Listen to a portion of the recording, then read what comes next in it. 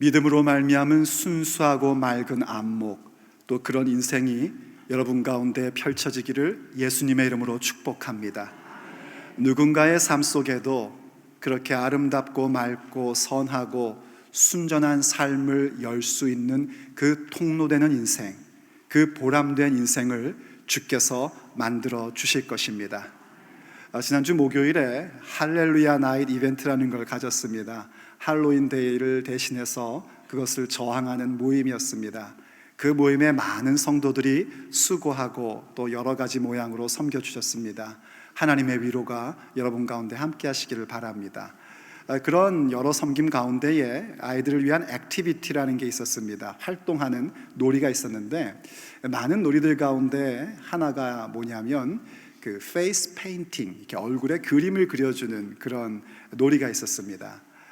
그거를 섬기는 한 자매가 저한테 오더니요, 목사님 얼굴에 그림 그려요 그러더라고요. 살짝 긴장이 되더라고요. 그래서 가서 조그만 것, 부드러운 것 그렇게 그려달라고 해서 결국은 하트 2개를 여기에다가 이렇게 그렸습니다. 그리고 나서 이제 어떤 분이 좀 상담을 해달라고 해서 상담을 하고, 그러면서 잊어버렸어요. 하트가 2개 있다는 걸. 그리고 이제 상담 끝나고 다시 이제 그 이벤트 장소로 가서 우리 체육관으로 가서 아이들 얼굴을 봤더니 애들 얼굴이 세상에 뭐 너무 재밌고 귀엽게 페이스 페인팅이 다 돼 있는 겁니다. 제 얼굴에 뭐 있는지 잊어버리고 그거 보고 좋다고 웃고 귀엽다고 하고 그러고 있는데, 한 젊은 청년이 제 옆을 쓱 지나가면서 그러는 거예요. 목사님, so cute 그러는 거예요. 그제서야 제가 깨달았습니다. 아직 제 얼굴에 이 하트 2개가 있다는 거 말이죠. 사람은요, 누구나 자기의 얼굴을 그저 볼 수 없습니다. 그래서 자기의 얼굴에 뭐가 있는지를 종종 잊어버리기 마련입니다. 심지어는 알지 못할 때도 있습니다. 하지만 다른 사람 얼굴에 있는 것은 우리가 일반적인 시력과 상식만 있으면 그것이 그 얼굴에 있어야 되는 것인지 말아야 되는 것인지를 너무 정확하게 압니다. 그리고 그 부분을 지워주고 없애주고 싶은 마음을 갖기 마련입니다. 그건 당연한 겁니다. 그건 참 좋은 것입니다. 우리가 예수님의 사람이 되어서도 마찬가지입니다. 예수님의 제자가 되었다는 것은 복된 인생이 되었다는 것이고, 산상수훈적 삶이야말로 예수님의 제자에게 주어져 있는 위대하고 아름다운 멋진 그런 복된 삶임을 알고 그러한 삶을 일구어 가는 것입니다. 결국 우리는 어디로 가게 되냐면 오직 우리의 삶의 최우선순위를 하나님 나라와 예수 그리스도의 복음에 두는 자가 됩니다. 오직 영원한 목적을 우리의 삶의 비전으로 품는 자가 되는 것입니다. 그러다 보면 하나님께서 우리의 삶의 영적인 안목을 열어주십니다. 바로 일반 상식이 아닌 천국 상식으로 살게 해주시고, 삶의 기준을 말씀의 기준으로 살 수 있는 놀라운 복된 은혜를 베풀어 주십니다. 그러다 보니 이 세상을 바라보고 또 혹은 우리의 믿음의 형제 자매들의 얼굴과 그들의 삶을 볼 때에 야, 저거는 아닌데, 저거 없으면 참 좋겠다 하는 것이 보여지는 것은 참 복된 일입니다. 그런 시선을 갖고 있다는 것, 그런 시력을 갖고 있다는 것은 틀림없이 예수님의 제자된 사람이라는 증거이기도 합니다. 그런데요, 거기에 매우 빠지기 쉬운 무서운 함정이 있습니다. 그 사람 눈 속에 있는 티, 그 사람 삶에 있는 티를 제거해주고 싶은 그 귀한 안목과 마음이 어느새 확 바뀌어져서 그 사람에 대하여 비난하고 정죄하고 험담하고 심지어는 심판해버리는 과오를 범합니다. 사실 출발은 그런 거 아니었습니다. 우리가 지금까지 1년 동안 살펴봤던 산상수훈의 말씀에 의하여 영적인 안목이 열린 것이고 하나님 나라의 기준의 삶을 볼 수 있는 눈이 열린 겁니다. 그런데 그게 왠지 모르게 잘못되어서 그런 부분으로 전락해 버리는 겁니다. 그건 참 무섭고도 안타까운 모습입니다. 그래서 주님께서 오늘 우리에게 내 눈에 티를 빼고 싶다 할 때에는 어떤 마음의 태도를 가져야 되는지 우리에게 가르침을 주십니다. 우리가 영적인 안목을 갖고 내 눈에 티를 빼고 싶다 할 때에 우린 과연 어떤 태도를 먼저 가져야 될까요? 오늘 주님께서 주시는 메시지입니다.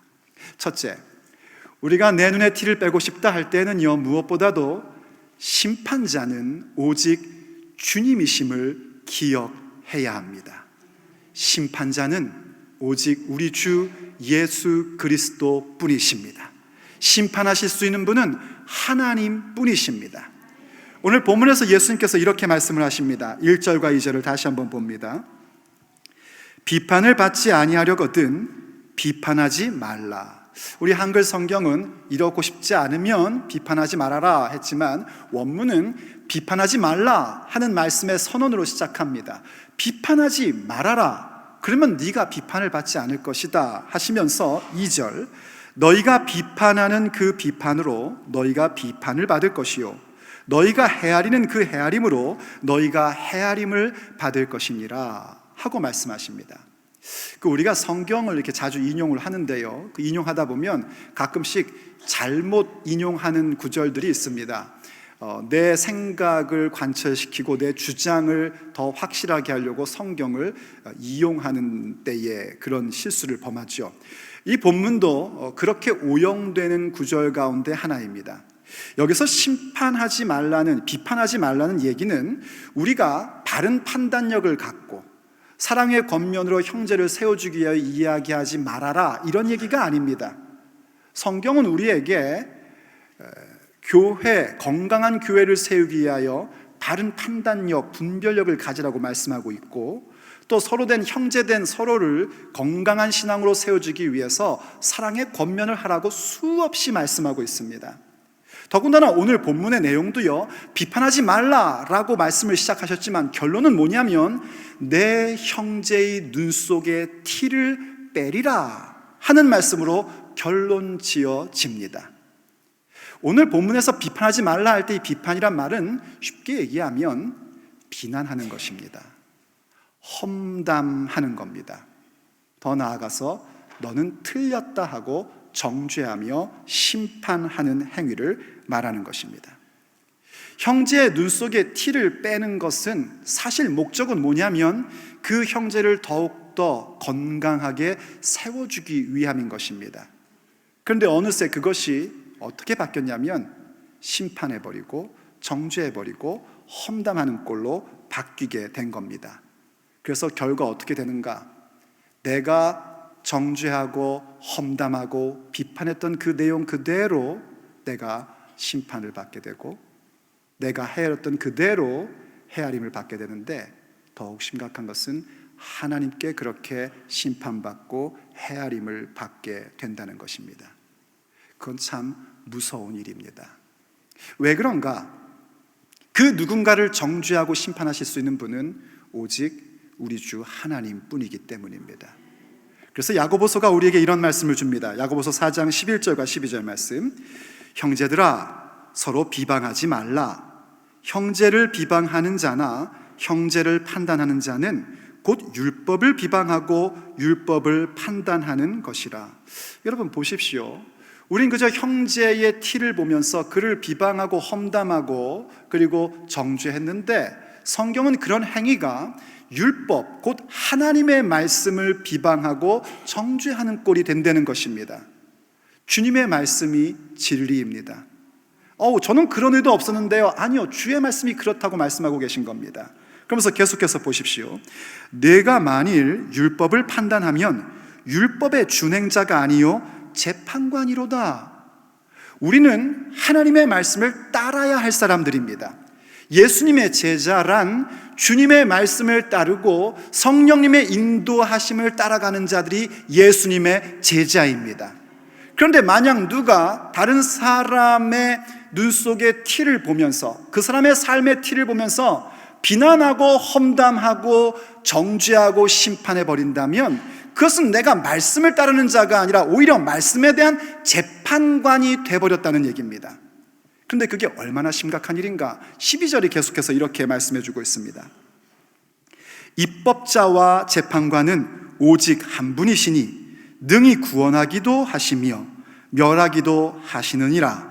너는 누구이기에 이웃을 판단하느냐? 입법자, 심판자, 재판관은 오직 한 분, 능히 구원하시기도 하고 능히 멸하기도 하시는 분, 누구십니까? 하나님, 우리 주 예수 그리스도십니다. 그분만이 말씀을 주시는 분이시고 그분만이 모든 것을 재판하시는 심판자이십니다. 이 사실을 인정하고 받아들이는 것이 신앙입니다. 그런데 내가 누군가를 험담하고 비난하고 심판해버린다는 건 뭔가? 바로 그 재판장의 자리를 탈취하려고 하는 것입니다. 내가 재판관이 되겠다는 겁니다. 다른 말로 하면 내가 하나님이라는 것입니다. 그것은 성경이 가르쳐주는 가장 근본적인 죄입니다. 예수님을 믿는다는 게 무엇입니까? 예수님을 믿는다는 것은 하나님을 하나님으로 섬기는 것입니다.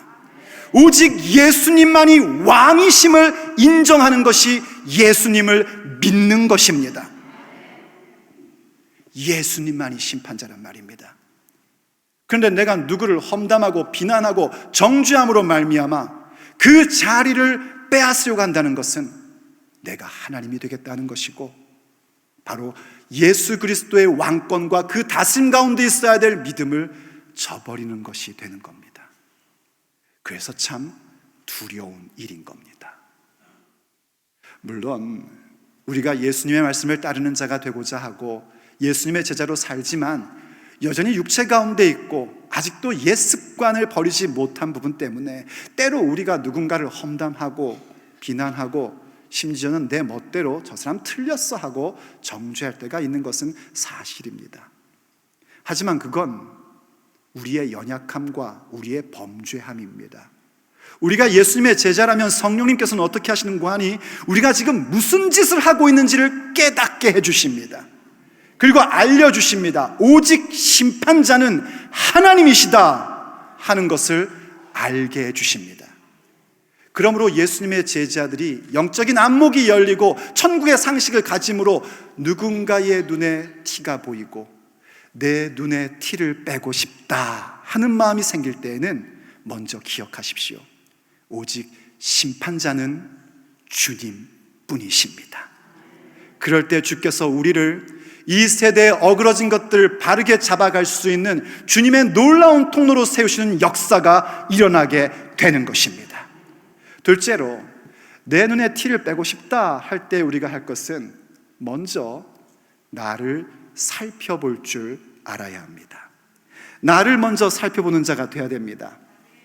내 눈에 티를 빼고 싶다 하는 것은요, 그 사람 눈에 티가 보인다는 겁니다. 말씀드렸듯이 그것은 좋은 일입니다. 티로 볼 수 있다는 것은 그만큼 내가 성숙해졌다는 얘기고 그만큼 나의 기준이 천국의 상식으로 바뀌었다는 것이니 얼마나 복된 일입니까? 우리가 산상수훈의 삶을 살고 지난 한 해 동안 말씀 가운데 훈련 받았으면 그 안목 열리게 되어 있습니다. 그런데 주님께서요 계속해서 이렇게 말씀하십니다. 3절 4절 말씀입니다. 어찌하여 형제의 눈 속에 있는 티는 보고 내 눈 속에 있는 들보는 깨닫지 못하느냐? 보라, 내 눈 속에 들보가 있는데 어찌하여 형제에게 말하기를 나로 내 눈 속에 있는 티를 빼게 하라 하겠느냐? 실컷 형제에 대해서 비난하고 험담하고 말 만들고 정죄하고 했는데 사실 알고 봤더니 형제의 눈 속에 있는 건 티였고 내 눈에 있는 건 들보, 석가래였답니다. 아이고 이게 웬일입니까? 그런데 다른 사람 눈에 있는 티는 잘 보이는데 내 눈에 있는 들보는 보이질 않습니다. 그래서 뭘 해야 되냐면 깨달아야 합니다. 그래서 주님께서 내 형제의 눈 속의 티는 보고 내 눈에 들보는 깨닫지 못하느냐 이렇게 말씀하고 계신 겁니다. 여기 성경 언어에 깨닫는다는 단어는요 풀어 설명하면 깊이 생각한다는 뜻이고 주의 깊게 살핀다라는 뜻입니다. 누군가 형제 자매를 보면서 내 눈 속에 티를 빼고 싶다 하는 마음이 생길 때에 우리가 먼저 해야 될 것은 주의 깊게 깊이 나를 먼저 살필 줄 알아야 됩니다. 그럼 뭘 보게 되냐면 사실 형제의 눈에 있는 티는 먼지에 불과한 것이고 내 눈 속에는 들보가 있다는 것, 내 인생에는 그와 같은 들보가 있다는 사실을 깨닫게 됩니다. 왜 우리가 누군가의 티를 볼 때에 화가 날까요? 왜 누군가의 티를 볼 때에 비방하고 험담하고 정죄한다는 것은 화가 난다는 얘기인데 왜 그럴까요? 그 티를 보면서 아유, 저 사람 저기 없어지면 좋겠는데 하는 마음이 아니라 험담과 비방과 흥분 속에서 정죄한다는 것은 사실은 나도 그와 같은 행동을 하고 있기 때문입니다. 여러분, 자녀를 길러보면 그럴 때 있죠. 자녀가 자녀 자체가 잘못한 것도 참 속상한데요, 저는 개인적으로 가장 속상할 때가 언제냐면 제 두 아들이 제 못난 모습 닮아서 행동할 때 제일 속상합니다. 너는 왜 그런 거 안 가르쳐주는데 닮았냐 하는 마음이 들어서 속상한 게 이루 말할 수가 없습니다. 정말 그땐 화가 납니다. 화나는 이유를 저는 압니다. 그 아이의 그 못난 모습이 사실은 제 속에 있기 때문입니다. 그래서 로마서 2장 1절이 우리에게 이런 말씀을 주고 계십니다. 그러므로 남을 판단하는 사람아, 누구를 막론하고 네가 핑계하지 못할 것은 남을 판단하는 것으로 내가 너를 정죄함이니 판단은 내가 같은 일을 행함이니라. 자녀는요, 나 닮아서 그 못난 짓 할 때에 화가 나면서 한편으로는 미안한 마음도 듭니다. 왜냐하면 내 자식이잖아요. 그래서 사랑하잖아요. 그러니까 미안하고 속상한 마음이 교차되는데요, 다른 사람에게 나의 그 나쁜 부분이 비춰지기 시작하면 화가 납니다. 감추어주고 싶고 제거해주고 싶은 게 아니라 오히려 그 부분 때문에 건드려지는 나의 못난 부분이, 나의 욕심이, 나의 그 부족함이 보이는 듯하여 더 화가 나게 되고 더 험담하게 되고 더 정죄함으로써 나는 그런 사람이 아닌 척 하고 싶은 겁니다. 어느 날 나단이 다윗을 찾아왔습니다. 그리고 한 이야기를 전해줍니다. 한 마을에 부자와 가난한 사람이 살고 있었는데 가난한 사람에게는 암양 새끼 한 마리가 있었답니다. 얼마나 귀하게 여기고 애지중지했는지 그 암양 새끼가 그 가난한 사람에게는 딸과 같은 양이었답니다. 그러던 어느 날 부잣집에 한 지나가는 사람이 들려서 거기서 머물게 됐답니다.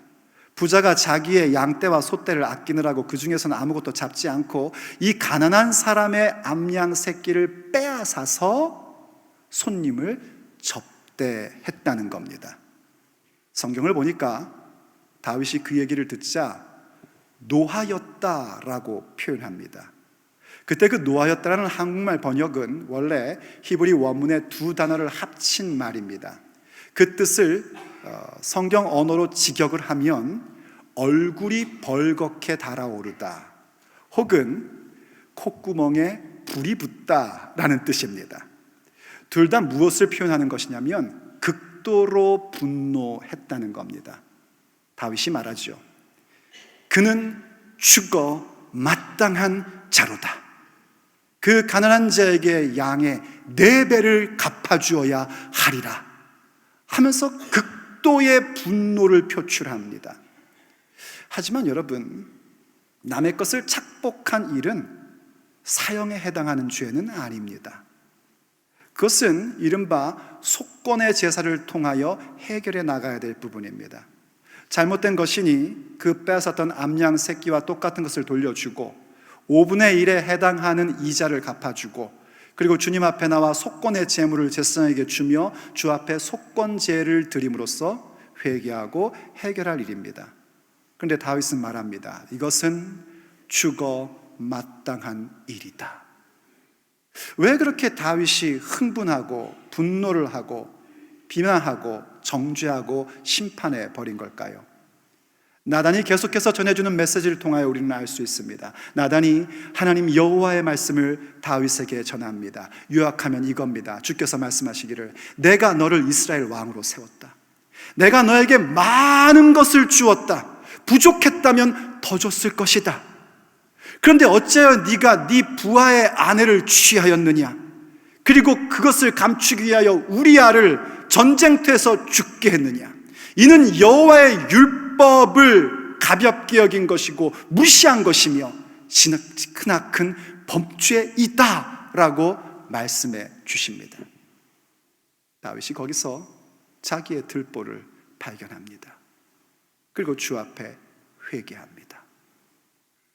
다윗이 그 부자의 눈 속에 티를 보며 흥분하며 심판해 버리고자 했던 것은 다윗의 삶에 그와 같은 들보가 있었기 때문입니다. 그러므로 생각해 봐야 됩니다. 내가 내 형제의 눈 속에 삶 속에 있는 티를 보며 비방하고 험담하고 심판하고자 하는 마음을 가질 때에 내 속에 그와 같은, 아니 그보다 더 심각한 들보가 있는지 나를 점검해야 합니다. 그때에 주께서 우리를 예수님의 제자로서 이 세대에 어그러진 것들을 바로 세우는 새 생명의 사람으로 세우는 역사가 일어나게 되는 것입니다. 세 번째로 내 눈에 티를 빼고 싶다 할 때 우리가 가져야 될 것은요, 밝히 보는 안목을 가져야 합니다. 다른 사람에 대해서 험담하고 정죄하는 사람에게 자신에게도 그와 같은 문제, 아니 더 심각한 문제가 있다는 사실을 알려주신 주님께서 오늘 본문 5절에서 이렇게 계속하여 말씀하고 계십니다. 외식하는 자여, 먼저 내 눈 속의 들보를 빼어라. 아멘. 먼저 내 눈 속에 있는 들보를 빼야 됩니다. 주님께서 그것을 깨닫게 해주셔야지 됩니다. 오늘 주께서 우리의 삶에 있는 내 눈 속에 있는 들보를 보게 하시는 은혜가 있기를 예수님의 이름으로 축복합니다. 그리고 기도하십시오. 주님, 이것을 빼내어 주십시오. 제거하여 주십시오. 저는 모처럼 얻게 된 예수님의 제자의 삶을 포기할 수 없습니다. 도와주시옵소서. 그럼 어떤 일들이 일어나는가? 그 다음 말씀을 보십시오. 그 후에야 밝히 보고, 그 후에야 밝히 볼 수 있는 은혜가 임합니다. 밝히 보고 무엇 하는가?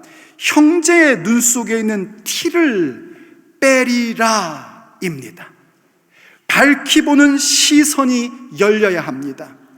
우리가 형제의 눈 속에 티를 보며 내 눈에 티를 빼고 싶다 하는 그 마음이 들 때에 우리는 심판자가 주님이라는 사실을 기억하면서 나를 돌아봄으로써 내 눈 속에 있는, 내 삶 속에 있는 그 심각한 들보를 예수 그리스도의 이름으로 빼내는 자가 될 수 있는 것입니다. 그럼 눈이 밝아집니다. 눈이 열립니다. 안목이 생깁니다. 어떤 안목이노 하니, 형제의 눈 속에 있는 티는 티였다는 사실을 볼 수 있는 안목이 열립니다. 티는 티일 뿐입니다. 우리가 하얀 옷을 깨끗이 빨래하고 세탁해서 입으면은요, 어떤 티가 탁 묻으면 눈에 확 보이게 되어 있습니다. 더러운 옷은요, 티가 있어도 티가 안 납니다. 그 형제의 삶의 티가 보인다는 것은 어쩌면 그 형제가 주님 앞에 더욱더 거룩하고 더욱더 아름다운 삶을 살고자 무던히 애쓰기 때문에 그 형제의 눈 속에 있는 티가 내게 보여진 것일 수도 있습니다. 그가 순전하고 맑은 삶을 살기에, 야, 저 부분만 없다면 얼마나 더 아름다울까? 저 부분만 없다면 얼마나 하나님께 더 쓰임받는 그런 복된 인생이 될까? 하는 부분이 명확하게 보인단 말입니다. 그런데 내 눈에 들보가 있으면 밝히 보는 안목이 없기 때문에 형제의 눈 속에 있는 티가 무엇으로 둔갑해버리냐면 그 사람의 약점이 되고 그 사람을 비방하고 험담하고 정죄하고 심판해버리는 근거가 돼버린단 말입니다. 그래서 들보를 빼야 되고 나를 돌아보아야 되며, 그때 주께서 은혜 가운데 우리의 눈을 밝히 보게 하시어 형제의 삶 속에 있는 티는 티일 뿐이라는 사실을 깨닫게 합니다. 그리고 나로 그것을 보게 하셨으니 그의 인생 가운데서 그 티를 빼주고 지워줌으로써 그가 그 순전하고 복된 삶을 살고자 하는 길에 더욱더 힘을 주며 세워주고자 하는 사람으로 우리가 함께 일어설 수 있게 되는 것입니다. 그래서 갈라디아서 6장 1절은 우리에게 이렇게 말씀하고 있는 겁니다. 새 번역입니다. 형제자매 여러분, 어떤 사람이 어떤 죄에 빠진 일이 드러나면 성령님의 인도하심을 따라 사는 사람인 여러분은 온유한 마음으로 그런 사람을 바로 잡아주고 자기 스스로를 살펴서 유혹에 빠지지 않도록 조심하십시오. 형제자매 여러분, 우린 성령님의 인도하심 따라 사는 사람들입니다. 왜냐하면 우리는 팔복의 은혜를 받은 사람들이기 때문입니다.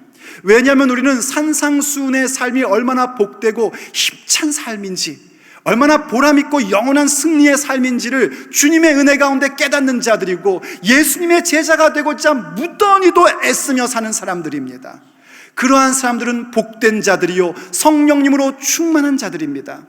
그러한 자들에게 세상에 어그러진 것들이라든지 우리의 형제가 뭔가 범죄하는 것이 보여지는 것은 너무나 자연스러운 현상이고 그것은 오히려 우리가 복받고 있다는 증거임에 틀림없습니다.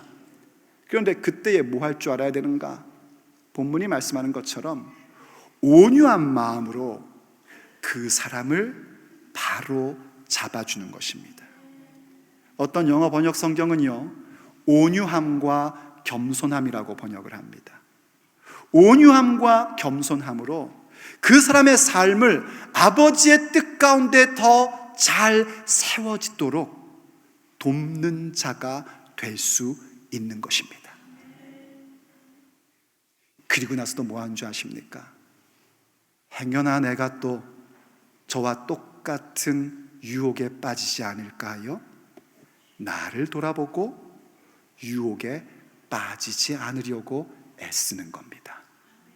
그럴 때는요, 형제 자매의 눈 속에 있는 티, 그들의 삶에 있는 티를 접근하는 방식이 달라지게 됩니다.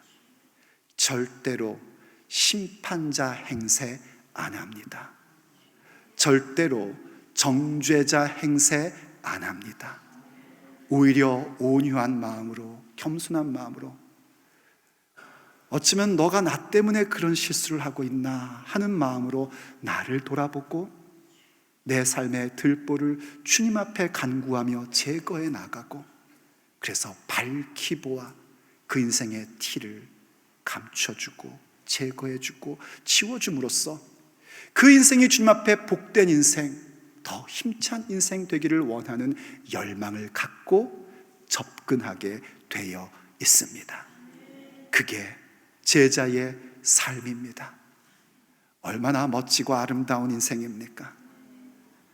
그저 누구를 비방하고 험담하는 인생이 아니라 다른 사람의 티를 보면서도 나를 돌아볼 줄 알고 하나님만이 심판자임을 인정할 줄 알며 오히려 그 사람의 티를 온유하고 겸손한 마음으로 지워져서 주께서 세우신 계획대로 더 건강하게, 더 거룩하게, 더 맑고 순전하게 세워지기를 원하는 마음, 그들을 통하여 주님께서 이 세대를 변화시켜 나가십니다. 그것이 바로 새생명교회의 비전이며 새생명교회가 가져야 할 소명인 것입니다. 기도하시겠습니다. 사랑하는 아버지 하나님, 오늘도 우리에게 주의 말씀으로 우리를 깨닫게 해주시니 감사드립니다. 주님께서 우리에게 팔복의 은혜를 베풀어 주셨고 이 세상의 소금과 빛이라는 신분을 주셔서 그토록 아름답고 멋지고 힘찬 제자의 삶을 특권으로 주셨는데 어느새 그 귀한 은혜 때문에 발견한 형제의 삶의 티로 보이는 것이 아니라 비방거리, 회방거리, 험담거리, 심지어는 심판거리로 갖고 있으니 이게 웬일입니까? 아버지, 우리를 용서하여 주시옵소서. 그의 눈의 티보다 내 눈의 들보를 깨닫게 하여 주시옵소서. 내 눈에는 내 눈의 들보가 보이지 않으니 주께서 성령님으로 깨닫게 해주셔야만 우리가 그것을 밝히 알고 빼낼 수 있는 자가 될 수 있습니다. 그러므로 아버지, 도와주시옵소서. 형제의 눈의 티, 삶의 티를 볼 때마다 심판자 행세하렸던 우리를 용서하여 주시옵시고, 이제 내 눈의 들보를 바라보며 나를 성찰하고 밝히 보는 자가 되어 형제의 눈 속의 티로 볼 줄 알고 그것을 온유한 마음으로 지워주고 싶은 거룩하고 순전한 자들 되게 하여 주시옵소서. 그래서 주께서 이 새생명교회를 쓰시고자 할 때에 곧 이 세대에 어그러지고 어두워지고 잘못되어 있는 부분들을 예수 그리스도의 복음으로 회복시키고자 할 때에 우리가 마땅히 쓰임받는 교회 되게 하여 주시옵소서. 우리 주 예수 그리스도의 이름으로 간절히 기도 올립니다. 아멘.